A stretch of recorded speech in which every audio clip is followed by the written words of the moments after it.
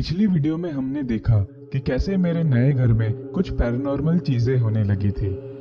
उसके बाद मैं एक बिजनेस ट्रिप के लिए शहर से बाहर गया था।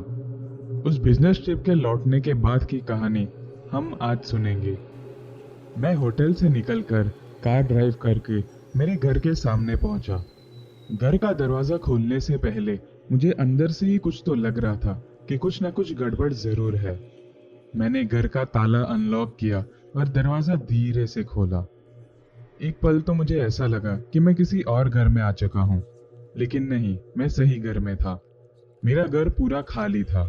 मेरा घर का सोफा, टीवी, टेबल और बाकी सब फर्नीचर सब कुछ गायब था। मैं जैसे ही आगे के रूम से चलकर मेरे बाथरूम की तरफ बढ़ा, मेरे हॉल और बेडरूम की सारी चीजें उस बाथरूम के अंदर ठूस ठूस कर भरी हुई थी।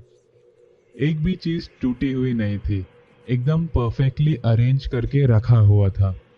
जैसे कि सबसे नीचे सोफा, उसके ऊपर टेबल, टेबल के ऊपर टीवी, ऐसे सारी चीजें एकदम परफेक्ट ऑर्डर में रखी गई थी और एक भी चीजों को नुकसान नहीं पहुंचा था।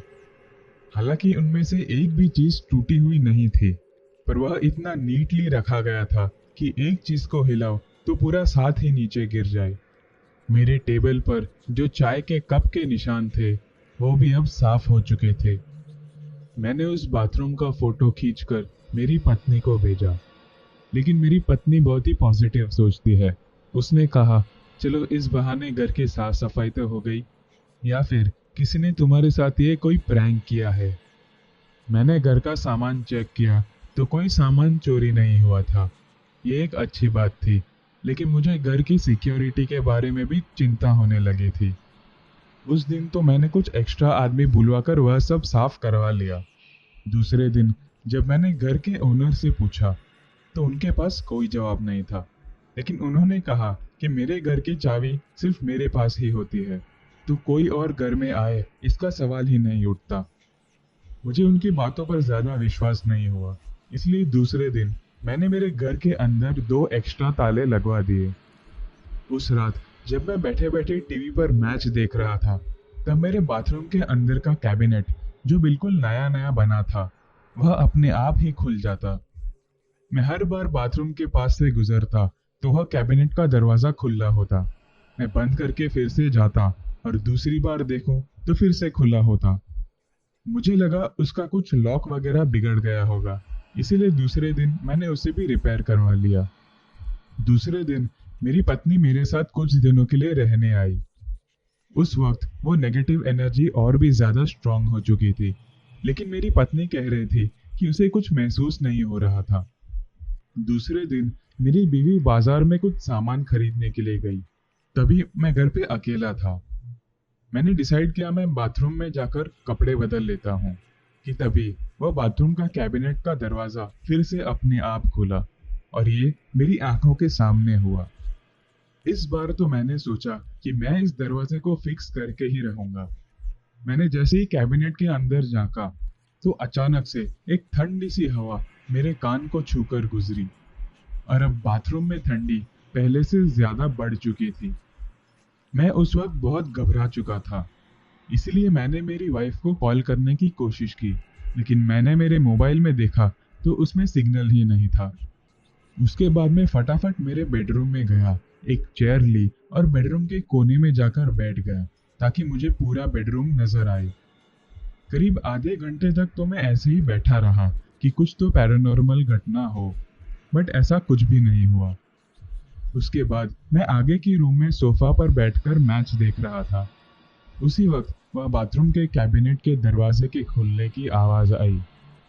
इस बार तो मैंने डिसाइड किया कि मैं वहां पर जाकर नहीं देखूंगा। मैं एकदम जिद्दी होकर मेरे चेयर पर ही बैठा रहा।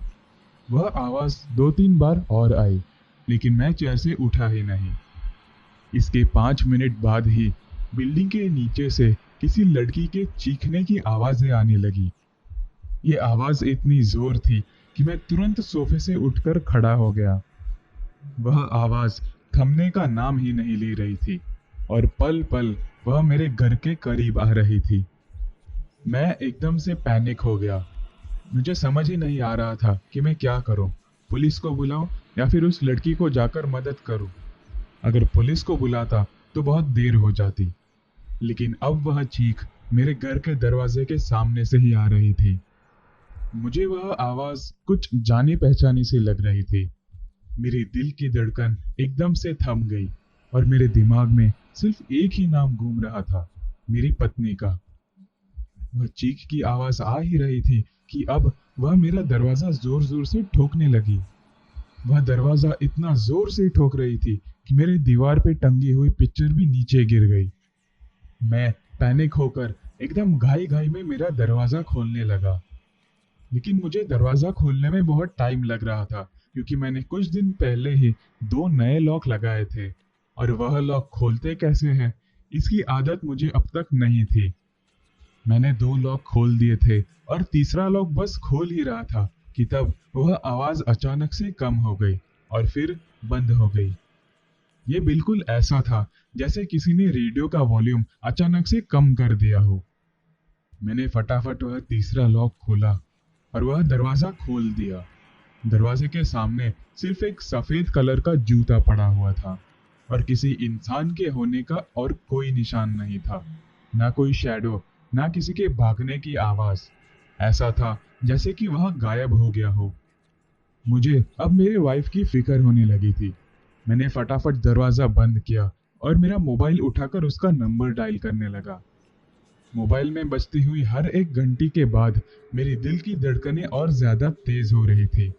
मेरे घर की शांति अब मेरे कानों को चुभने लगी थी। कुछ सेकंड बाद दूसरी तरफ से एक आवाज आई, जिसे सुनकर मेरे दिल को बहुत सुकून मिला। मेरी पत्नी, जो थोड़ी चिढ़ी हुई थी पर बिल्कुल सुरक्षित थी। उसने कहा बस कुछ ही देर में वो घर पहुंच ही रही है। उसके तुरंत बाद ही मैंने पुलिस को कॉल किया। उन्होंने आके पूरा बिल्डिंग छान मारा, लेकिन उन्हें कुछ नहीं मिला। उन्हें लग रहा था कि मेरी सोच बहुत ही क्रेजी है। वैसे उनका नजरिया गलत तो नहीं था, क्योंकि ऐसे घर में रहकर कोई भी व्यक्ति आराम से क्रेजी बन जाएगा। उन्होंने वह जूता रख लिया और कहा कि कुछ मिला तो हम आपको इन्फॉर्म करेंगे। पुलिस तो बहुत दूर की बात है, लेकिन मेरी पत्नी भी बहुत मुश्किल से विश्वास कर रही थी कि ये सब मेरे साथ बहुत दिनों से हो रहा है। मैंने सोचा कि इस सस्ते के चक्कर में अब नहीं पड़ना है। मैं तुरंत दूसरे दिन मेरी पत्नी के घर, जो सिटी में था, वहां शिफ्ट हो गया। कुछ दिनों बाद मुझे एक अच्छी सी जगह मिल गई। वह थोड़ी महंगी थी, बट अब मुझे उन पैरानॉर्मल चीजों से छुटकारा मिल चुका था।